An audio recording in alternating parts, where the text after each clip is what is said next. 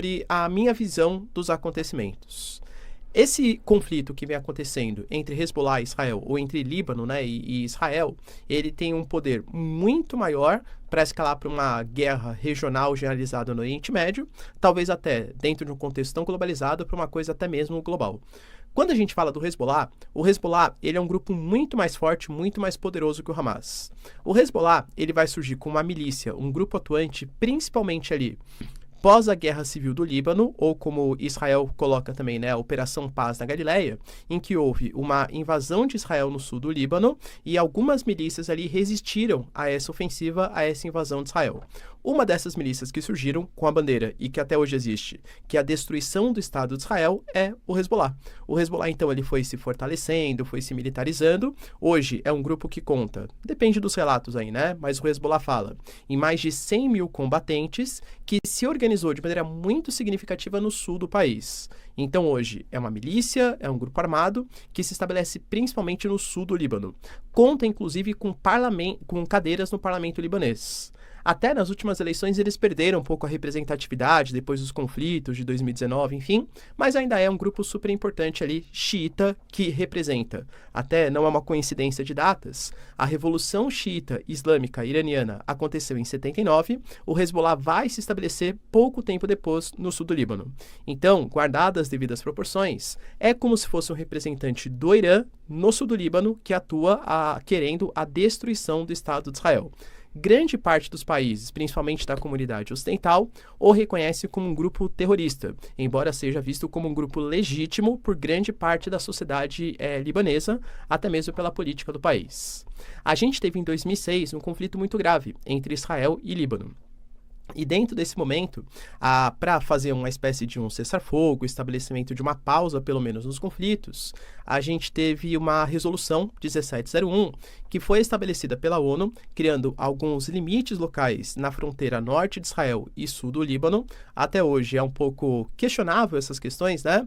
Existem áreas de pesca em disputa, as fazendas Shiba também, que não existe uma resolução especificamente sobre o tema, segundo a visão do Líbano, Hezbollah e também de Israel, mas que estabeleceu um ponto importante. Só pode atuar no sul do Líbano, segundo a resolução, o exército oficial do Líbano e também tropas oficiais da ONU. Ou seja, o Hezbollah não poderia estar atuando naquela região, porque é uma milícia não oficial, um grupo armado não oficial. Convenhamos que desde aquele momento aquilo não foi aceito, né? Não foi colocado em prática pelo Estado libanês. Quando começa, agora, no dia 7 de outubro do ano passado, o atentado terrorista que foi feito pelo Hamas contra Israel, isso acabou mobilizando de maneira mais forte, não que não existisse antes, o chamado Eixo da Resistência. O autodenominado Eixo da Resistência, que tem como grande líder o Irã, até mesmo o general Soleimani, que foi morto pelos Estados Unidos na ofensiva lá em 2020, fazendo o ataque no Iraque, né, do líder iraniano. Ele era o grande cabeça, quem organizava esse Eixo da Resistência, que conta com membros do Paquistão, membros do Iraque, conta com, por exemplo, os Houthis do Iêmen, conta com o Hezbollah, por exemplo, o Hamas, a Jihad Islâmica, ou seja, todos os grupos que são contra a interferência dos Estados Unidos no Oriente Médio e a presença também de Israel. Então, ataques coordenados começaram a acontecer de todos esses grupos, principalmente dos Houthis, claro, né, do Hamas, da Jihad Islâmica e também do Hezbollah. Nos últimos tempos, até pelo enfraquecimento muito forte do Hamas, por motivos óbvios, né, pela ação israelense, a guerra acabou se voltando para o norte.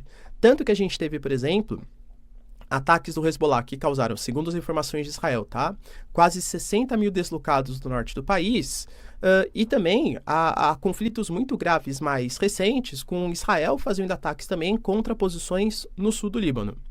A guerra, o conflito, ele foi escalando de determinada maneira, com ameaças mútuas, principalmente, claro, do Hezbollah, até que Israel fez a ofensiva, que possivelmente vocês aí no programa vão discutir com muito mais detalhes, que foi a questão dos pagers, dos walkie-talkies, que eram utilizados por recomendação da liderança do Hezbollah, alegando que a utilização de celulares, enfim, poderia colocar em risco, né, por conta do GPS, por conta do posicionamento, os militantes do grupo. Só que, assim, o Mossad, a inteligência israelense, os caras, eles são, assim, talvez, né, difícil colocar, mas se não o, tá?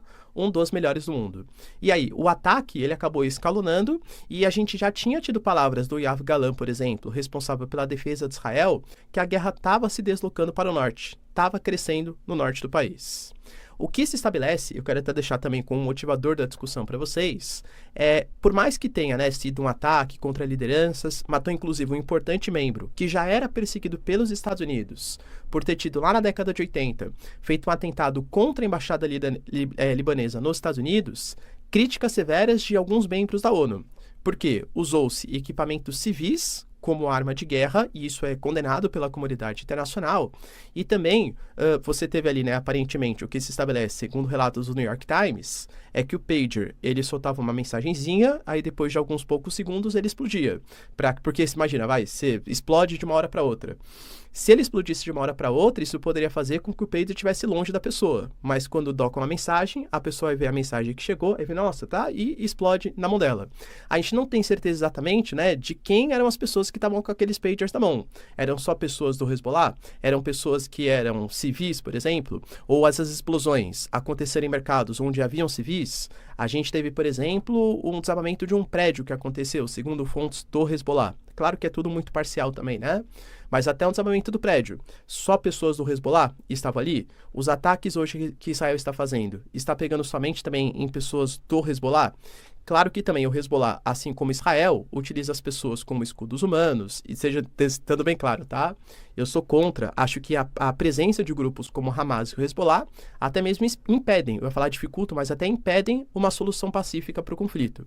Mas o que se estabelece são as críticas que vão vir em relação à postura de Israel. Enquanto eu editava, até esqueci de colocar, tá? Bem rapidinho. Israel, inclusive, aprovou uma resolução no parlamento de Israel por 68 votos a 9, que é contra a criação de um Estado palestino. Isso pelo parlamento israelense. Enquanto a gente tem Espanha, Dinamarca, uma série de países cada vez mais reconhecendo a autoridade nacional palestina ou o direito da formação de um Estado palestino.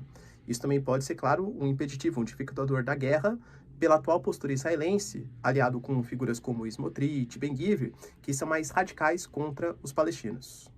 Os Estados Unidos, por exemplo, falou que não apoiaria uma ofensiva de Israel no Líbano. Claro, poderia apoiar uma ação defensiva de Israel, mas não a partir dessas questões, né, desses posicionamentos.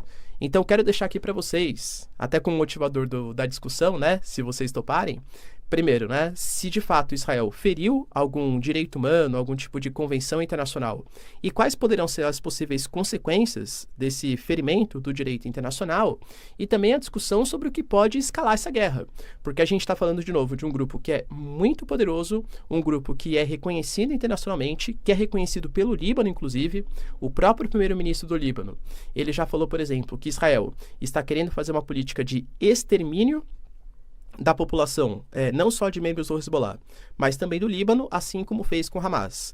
Então isso pode motivar e fazer com que todo o eixo da resistência, ou seja, partes do Paquistão, do Iraque e do Irã, se mobilizem contra Israel. E se de fato a política do Netanyahu está indo no caminho certo, na direção certa. A gente sabe que existem muitas críticas em relação ao Benjamin Netanyahu, inclusive da população interna, também pela questão dos reféns.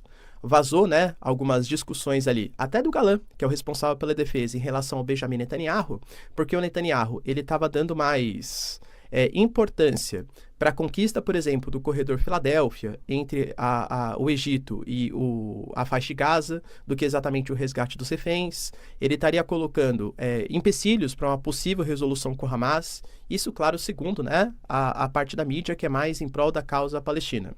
Vocês concordam com essa visão? Acha que, de fato, Israel tem que eliminar, custe o que custar, os seus inimigos geopolíticos?